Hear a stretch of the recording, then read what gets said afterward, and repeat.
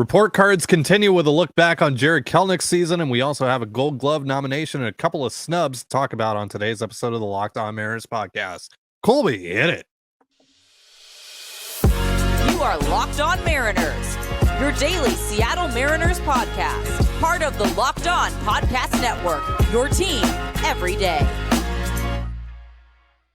Ahoy, sailors. It is Wednesday, October 18th, 2023. This is Teddy Gonzalez and Colby Patnode for the Locked On Mariners podcast, brought to you by FanDuel. Make every moment more, and right now, new customers can bet $5 and get $200 back in bonus bets guaranteed. Visit FanDuel.com/LockedOn, that's LOCKDON, to get yourself started. Thank you so much for making us your first listen. Subscribe, like, and turn on alerts if you're watching on YouTube, or subscribe and leave a 5-star review on your preferred podcast platform if you like what you hear. And if you're part of the crew and rock with us every single day, let us know in the comments below. And if you want to hear from us even more, please consider signing up for our Patreon. You can now get a free 7-day trial to check out the show. The link, as well as our social accounts, is in the description of this episode.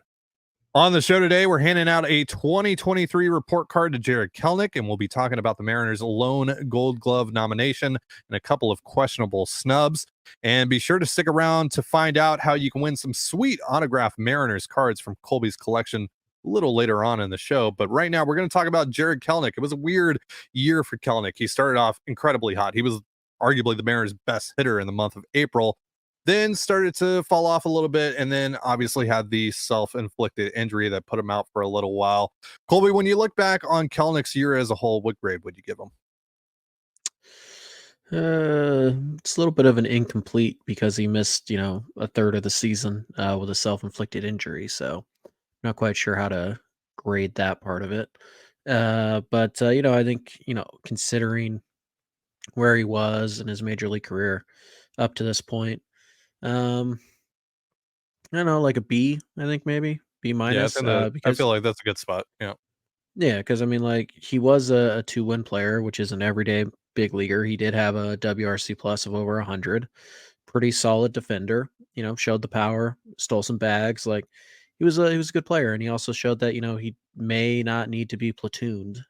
He handled lefties really well. He was actually a reverse splits guy for most of the year. So yeah, it's a bummer, the 50 or so games that he missed.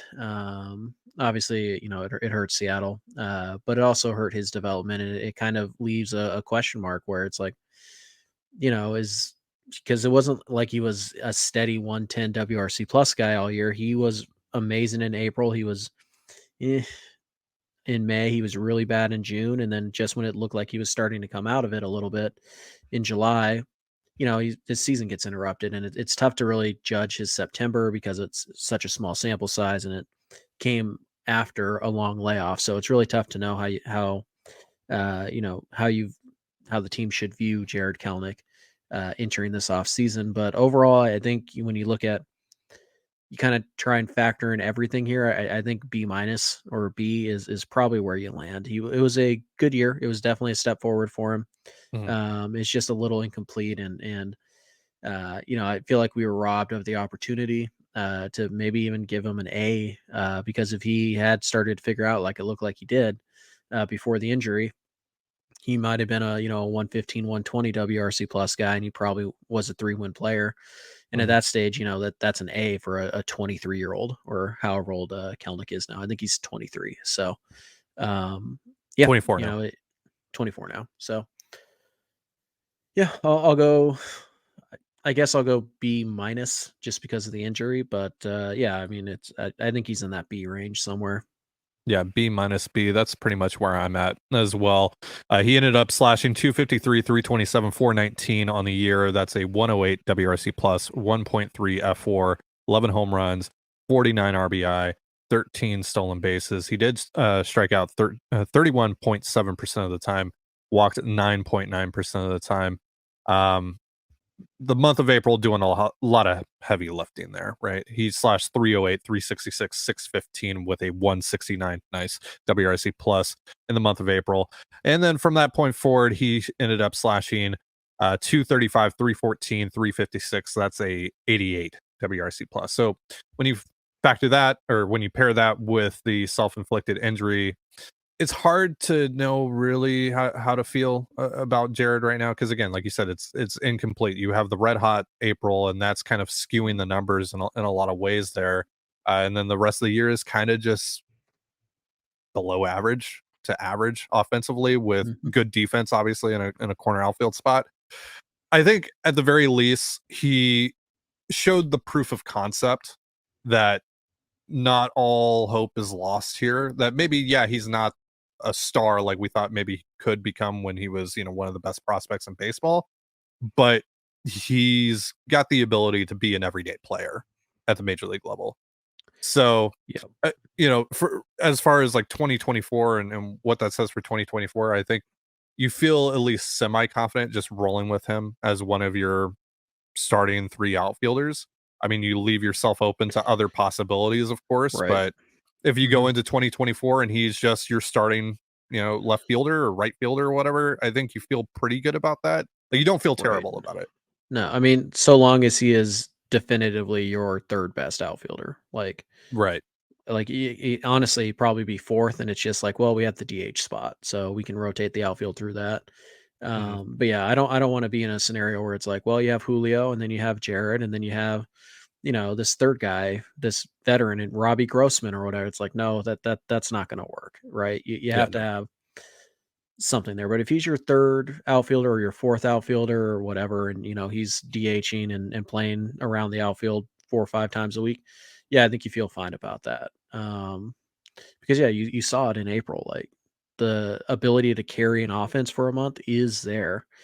And it's just a matter of like, can he avoid these prolonged like 50 WRC plus months in between the really good stuff. And so we've seen it. Obviously, September Kelenic was a thing. This year was April Kelenic. And so we have seen pretty much in every one of his tenures with the Mariners, every one of his opportunities, he has had a month where you look at it and you go, wow, like this guy's finally popped. So just a matter of putting it all together now. And I think you want to give it one more year. Yeah. Before you decide like, hey, this guy's never going to be it. Because again, he is only 24 years old. So I think you still have him for 5 more years of club control because of all the injuries. Like, I don't know if he's quite eclipsed he might be super 2, but I don't think he's quite eclipsed the 2-year mark of action. So we'll see how it goes for him. But I think Kelenic has done enough to earn a good opportunity to be an everyday player next year. You still got to protect yourself a little bit. But again, I don't think you have to go out and get like 2 everyday outfielders necessarily. I think, if you go get one really solid outfielder, you go get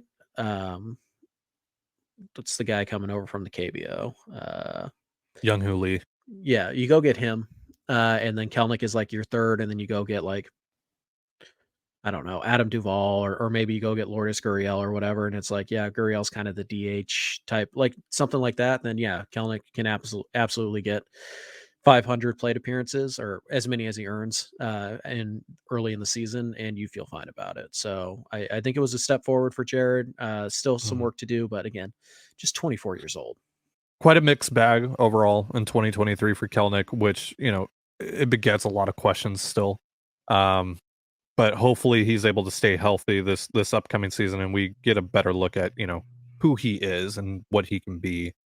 All right, so coming up, find out how you can win some of Colby's cards, and we're also going to talk about Julio getting nominated for the Gold Glove and a couple of the snubs that the Mariners had, unfortunately, in the Gold Glove department in just a moment. But first, a reminder, this episode of the Locked On Mariners podcast is brought to you by FanDuel. October baseball is back, folks, and you can make your postseason debut with FanDuel, America's #1 sportsbook.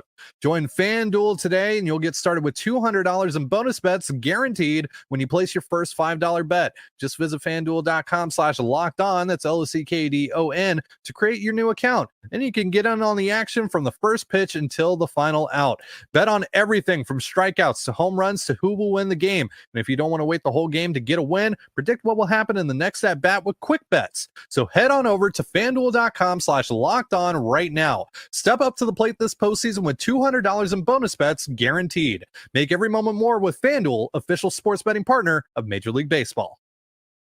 And you're listening to the Locked On Mariners podcast. Thank you again for making us your first listen. So, Colby, yesterday we announced a new Locked On Mariners giveaway. You're giving away more of your cards. Which of your cards are you giving away, sir? So there are 4 cards that we are giving away this time around. It is a tiered giveaway as we've done in the past, but I think we got some good ones here. I think we got some cards that people will want, and it starts with this cool little Matt Brash auto. If you guys can see that if you're watching on YouTube, and then I can't remember which is the next tier up, but either way, we have this Brian Wu auto card. If you guys want to see these, check them out. They are on the YouTube if you're just listening on your favorite podcast platform. Next up, we have this Bryce Miller auto card. And then I think probably the big draw, but it's up to you guys, really. But we have this cool Harry Ford autograph card. So hopefully Nice. planning on giving away all 4 of those, but that's up to you guys. If you want to know how to enter, Ty is about to explain it to you. Yeah, so all you have to do is subscribe to the Locked On Mariners YouTube channel. So if you're listening on a podcast platform, head on over to youtube.com, type Locked On Mariners in the search bar, and just hit subscribe. And then after that, just leave a comment on one of our videos being posted between yesterday and October 30th. That's when the giveaway ends. We'll be announcing the winners, 1 winner per card on Halloween. So look forward to that. So again, like Colby mentioned, this is a tiered giveaway. We have subscriber goals that we want to reach. So once we get to 9,750 subscribers, we will give away the Matt Brash card. At 10,000 subscribers, big 10K, we are going to be giving away the Bryce Miller card. At 10,250 subscribers, we will be giving away the Brian Wu card. And at 10,500 subscribers, we'll be giving away the Harry Ford card. So if we don't reach some of those goals by October 30th, we're not giving away those cards. So it's up to you guys ultimately to get our subscriber count up there to those goals. Tell a friend to come over and subscribe. Tell your worst enemy to come over and subscribe. So it's true, because otherwise I get to keep them all. that's right. That's right. All right. So I'm feeling pretty confident I'm going to get to keep them all because most of you guys are too lazy to subscribe. Sure. Yeah. See what I did there? Yep. Big brain, galaxy brain. Yep. All right. So Julio Rodríguez is nominated for the center field Gold Glove. No surprise there for Julio. So what do you think about his odds to win it, Colby? Pretty good. I think he was the best hitter of the 3 nominated players, so that pretty much carries the entire load. Yep. So in terms of who's the best center field, like who should win it, I think Robert is a little bit better, but I'm not really sure what the metrics have to say about that. Julio was fantastic. I do wonder, does Julio have that wow, like Heisman moment type of play? And I think people will point to the Tatis home run thing where he kind of juked out. Yeah. I don't know. That was kind of an ordinary play. The ball was really high, and I didn't think that was a spectacular play. It was a good play, but it wasn't spectacular. Now the home run he took away in Baltimore, that might be the highlight reel catch. Yeah. And that doesn't really matter all that much. It's just kind of something that I think of when I think about Gold Glove. Like, was there a play that you just whoa? And so there was certainly that one. But yeah, I think Julio has a pretty good shot to win. I think that do I think he's the best center fielder in the American League defensively? No, but it doesn't really matter how good you are defensively, as we're about to discover. So I think Julio's got a good shot to win this award. I would not be shocked. He's also got a chance to double dip here, grab that Silver Slugger award as well. So I don't know how many Mariners have won a Gold Glove and a Silver Slugger in the same year. I could take a guess. I'm sure Griffey has. Ichiro, Brett Boone would be my guess. There might be some more, but I think that's probably it. That's a good list. Maybe Buhner. Buhner, I know he won a Gold Glove. I don't know if he won a Silver Slugger, but either way, to win both in 1 year would be an incredible accomplishment, especially when you consider Julio is 22 years old. It's kind of funny, we had talked as Julio was coming up, and it was Kelenic's the center fielder, Julio's the guy you're going to have to move. And the opposite is true. And then it was, well, I mean, how much defense are you sacrificing with Julio? And then last year, you're like, oh no, none. He was fine. He's totally average. And then you're like, wow, if he's an average center fielder for the next 3 or 4 years, you're really playing with fire here. And it turns out that Julio got even better defensively somehow. And Yeah. now he's a legitimate, true center fielder. There's no reason to move him off the position for at least a couple more years.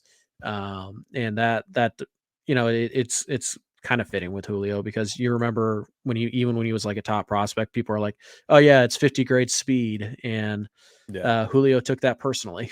And now Yeah. Julio's got what, 70 grade speed. Yeah. So, and he's an elite center fielder defensively, which is not something anybody saw coming. So Julio's resume continues to get more and more impressive. He's absolutely deserving to win, even if he's not, technically the best center fielder, but he absolutely deserves to win. And if he doesn't, I'm not going to be shocked. Right. But I would say he's probably the favorite, and sadly, it's because he did have such a good year offensively. Yeah. So he's going up against Kevin Kiermaier and Luis Robert. Mhm. A couple of juggernauts, defensive juggernauts there, for sure. This is just a testament to the work that he's put in to become this guy, to become one of the best defensive center fielders in all of baseball, to become one of the best athletes in the game of baseball.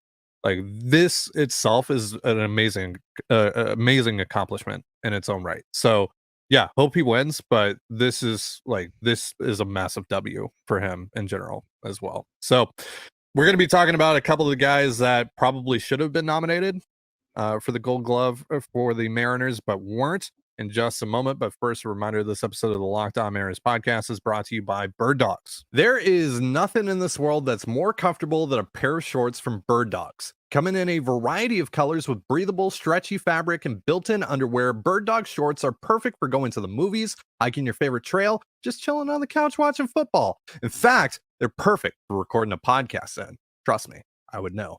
And not only do they have a wide selection of shorts, but they also have joggers, sweatpants, polos, and more.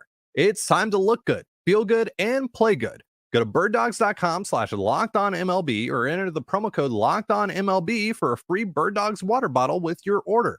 You won't want to take your Bird Dogs off, we promise you.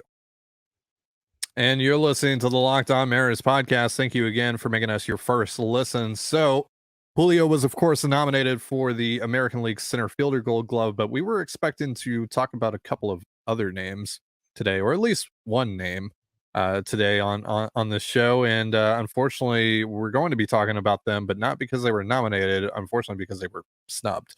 Eugenio Suárez was not nominated for the American League Third Base Gold Glove Award, nor was Cal Raleigh for the American League Catcher Gold Glove Award. So instead, at catcher, Adley Rutschman, Jonah Heim, and Alejandro Kirk were nominated. And at third base, it was Matt Chapman, of course. Naturally, we fully expected Matt Chapman to be involved there. Alex Bregman and Jose Ramirez. Been a lot of takes on Twitter about this, so we'll get into all that. But Colby, your reaction to both of these guys not getting nominated? I don't care. I really don't. Look, was Gino robbed? Yes, absolutely. Yeah, you look pretty much any number you want. You look at the range numbers. Gino was 97th percentile, now it's above average. He had fewer errors than all of those guys, with more opportunities than all of them. Fielding percentage was the highest. Like, pretty much pick a metric. Gino is at the very least deserving of finalist nod. Unfortunately, he didn't hit, and Matt Chapman did for like a month, so that's enough. And also, Chapman's kind of a legacy. So yeah, it was a surprise. It certainly was, but also not really, because this is what Gold Gloves are. They're meaningless. They don't carry any value anymore, because half the time they don't even get the nominations right. I mean, let alone give it to the right person. Gino was the best defensive third baseman in the American League this year. I don't think that's honestly debatable when you look at pretty much any metric you want of these guys. Bregman is a joke. Like, at least Chapman and Ramirez are really good third baseman. Bregman is like average, maybe slightly above average. Like, he's okay, but he is not deserving of this nod. It should have been Gino, Ramirez, and Chapman. And at that point, any one of them could win, and I'd be like, okay, I understand it. But yeah, Gino got robbed, certainly of at the very least of a nomination. He was better than those three guys. I don't think it's statistically debatable. Yeah. But hey, you know what? Those three guys are superstars, and they've won a Gold Glove before, and that's all that matters. You have to hit, and if you won a Gold Glove before, there's a good chance you're going to win another one, because they stopped caring about this award 20 years ago when they started handing them out to Derek Jeter, who sucks. So yeah, it's a bummer, but I can't sit here and pretend that I'm like super upset by it, because I'm not all that surprised. I actually texted Ty when we found out that Cal Raleigh wasn't nominated, and I said Chino's not going to get nominated either. And unfortunately, as is often the case, I was right. So, pats on back for me. But Sure. Yeah, you were right. yeah, it's all about Good me. It's all job. about me, Ty. Yeah. But yeah, it is an egregious error. Something that Gino did not have any of this year, but it is an Yeah. egregious error by Rawlings and the people who decide the Gold Glove. Gino played 161 games. He had the fourth fewest errors amongst all qualified third basemen in Major League Baseball, not just the American League, all of Major League Baseball, and significantly fewer errors committed than Bregman, than Ramirez, and Chapman. All those guys were in the mid-teens in errors. Gino had 8. So errors is not a good argument against Gino, like I've seen on Twitter, like I've seen people make on Twitter, which it's really weird. I've seen Mariners fans or people that claim to be Mariners fans like aggressively arguing against Gino for the Gold Glove, arguing in my mentions against Gino and for the Gold Glove. The other argument, you know why they're doing it? Why? Because Gino didn't hit well enough for them to support. Right. That's pretty much what Gino ran, like a 98 WRC plus or whatever. So he wasn't good defensively. That's the logic. So the other argument that I've heard is defensive run save, which yes, Gino was significantly worse than the 3 guys that were nominated in. He had -2 defensive run save. I think Chapman had like +14. I think Bregman was like +10 or something like that. Like those guys were significantly better than Gino in that category, but defensive run save has never mattered in the Gold Glove nominations before. Juan Soto had a -2 DRS last year, and he got nominated for right field. So like, what are we talking about? I don't think he won. Did he win? Yeah, Juan Soto won. Really? Wow. Yep. And by the way, you love those metrics that you don't know how they're possibly quantified. Like you can't quantify them because you don't know the formula and whatnot. Gino was 97th percentile and outs above average. So which one's accurate? I don't know. And neither do you. You're just picking the ones that you like is essentially how Mookie won, by the way. It wasn't Mookie Soto. won? Okay. Yeah. Are you sure it was left field? I feel like Soto was nominated. In left field was Ian Happ. Okay, well, that's good. Yeah. At least that didn't happen. But I know for a fact. But still, DRS hasn't determined nominations of the past. Like that's the point that I'm trying to make. No, but I'm also making the point that you're just not you, but like you're just handpicking these metrics that you like because you don't know what they mean. Because again, outs above average, Gino was one of the 3 best third basemen in baseball. At outs above average, which one's more valuable, defensive runs saved or outs above average? You don't know. You, the person saying that Gino doesn't deserve to be nominated, you don't know. You don't, because nobody does. Because defensive metrics are honestly unless they're in a huge sample size, they're pretty dumb. Because one year, again, JP Crawford is the worst shortstop in baseball, according to the metrics. We've watched JP Crawford play shortstop. We know he's not a bad shortstop. We know it. Right. He's probably average at best, but like, yeah, I mean, I'm not saying he's not deserving of a Gold Glove, but we know that JP Crawford is not the worst defensive shortstop in baseball. It's as ridiculous to say that he's the worst shortstop in baseball as it is to say that he should have won the Gold Glove this year. Right. Yeah. Like he's just split the difference there. He's probably somewhere in between. And look, like if you want to say we're being homers about Gino, Josh Young probably should have been nominated too over at third base. He had a very strong case to make. So like Gunnar Henderson too. And I get like Gunnar Henderson didn't have the innings accumulated to qualify at third or short, but that's stupid. Like he played both. He played both shortstop and third base at a very high level this year. And we're just going to punish him because he didn't have the innings. Seriously? Like that's just like, that's That's another issue with this award. Bobby Witt Jr. didn't get nominated at shortstop. Like, what are we doing here? Nolan Arenado wasn't nominated Right. at third base. It's just like we have eyes, right? And like it just feels like we're in such a rush to like know for a fact like we're gonna treat defense like we treat offense and we can quantify it and we know for a fact how good a player was because we have these numbers and it's not there. You're not there yet. So yeah, I don't know, man. Like it's the whole thing is a joke. Again, Derek Jeter won one. Derek Jeter is a terrible shortstop. Terrible. And you look at Vlad Jr. won one. He's awful. He's so bad at first base. And it doesn't matter because these awards. Remember, I think Paul Merrow won one where he played like 10 games in a year and they still gave him a goal. Like these awards are meaningless, but the Gold Glove, without question, is the lowest value award you could possibly win because the selection process is stupid. Like they don't even get the nominations right most of the time. How are they supposed to give it to the right guy? Let alone, if they can't get the noms right. Yeah. Whatever. It is what it is. Again, it's a bummer for Gino because he worked very hard. He definitely deserved to be in the conversation. There's no question about that. But I can't feign surprise that the Gold Glove is messed up again because nobody knows what the hell they're looking at. Yeah. So every year it's astonishing how it somehow finds a way to make itself even more of a joke. Mm-hmm. Like again, like Bobby Witt Jr. should be nominated at shortstop 100%. Yep. The numbers support that. The eye test supports that. Like like across the board, everything that you could possibly take into account here in nominating guys, like says that Bobby Witt Jr. should have been nominated at shortstop. Yeah. That Gino Suarez should have been nominated at third base.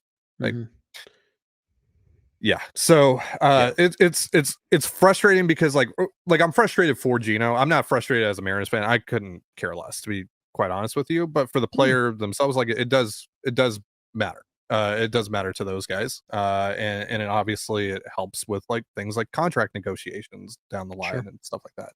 And sometimes the incentives are tied to awards. So God, I hope nobody's dumb enough to put Gold Glove incentives into their contracts. Right. Like that's a bad agent who puts those in. Right. So, from that perspective, I feel for Gino. I'm disappointed for Gino. I'm frustrated for Gino. And I'm frustrated for Cal because Cal had a great year defensively. It was kind of a mixed bag, especially in the first half, but towards the second half, he was. I mean, show me a catcher who was playing better defense than Cal Raleigh in the second half, especially those like the last 6 weeks of the season. Just a ridiculous stretch that Cal went on from behind the plate. The fact that he had to play so much and the rapport that he has with all those pitchers, a lot of different styles in that pitching staff, both in the rotation and the bullpen. Like Cal had a fantastic year. Defensively, and the numbers also support that as well. Nothing against Adley and Jonah Heim and Alejandro Kirk, but I feel like Cal should have gotten more consideration there than he wound up getting. All right, anything else before we get out of here, Colby? Nope. All right, that's going to do it for our show. Thank you so much for joining us here on the Locked On Mariners podcast. For Colby Patnode, I'm Trident Gonzalez. Be sure to give us a follow on Twitter over at Locked On Mariners or at LO_Mariners rather. Can't believe I messed that up. You can follow me at Dean Gonzalez, it's DANEGNZLZ, and Colby at CPAT11, that's CPAT11. You can also find all that stuff in the description of this episode. Thank you again for making us your first listen. Have yourself a beautiful baseball day, and we'll see you next time. Peace.